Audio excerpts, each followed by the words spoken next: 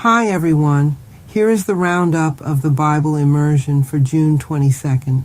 Picking up in 2 Chronicles chapter 27, Jotham becomes king at 25 and reigns for 16 years, doing what is right in God's sight, like his father Uzziah, but without entering the temple unlawfully. He strengthens Judah militarily and builds cities, towers, and fortresses.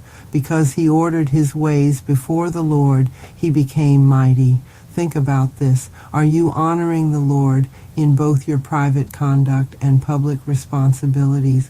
What spiritual disciplines are helping you stay strong and wise like Jotham? 2 Chronicles chapter 27, verse 6. In 2 Chronicles chapter 28, Ahaz becomes king and leads Judah into deep idolatry, including child sacrifice, provoking God's anger. Judah suffers defeat at the hands of Aram and Israel, but God shows mercy through a prophet who prevents the Israelites from enslaving their brothers. Despite repeated warnings, Ahaz closes the temple and turns further from God. Here is something to think about. What idols or destructive patterns might be keeping you from full surrender to God? Have you ignored any loving warnings from God's word or his people lately? 2 Chronicles chapter 28, verses 22 to 25. 2 Chronicles chapter 29.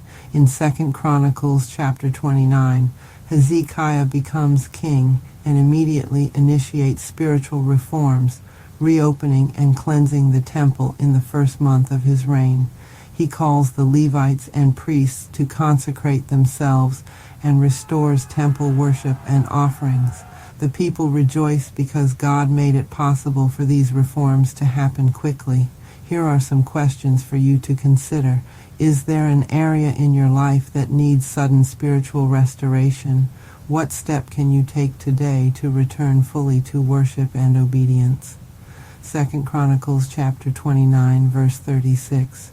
And finally in Acts chapter 9, verses 23 to 43, after Saul begins boldly preaching Christ, the Jews plot to kill him, but he escapes by night with help from fellow disciples. He is initially feared by the believers in Jerusalem, but is welcomed through Barnabas's help. Peter performs miracles, including raising Tabitha from the dead, leading many to believe in the Lord.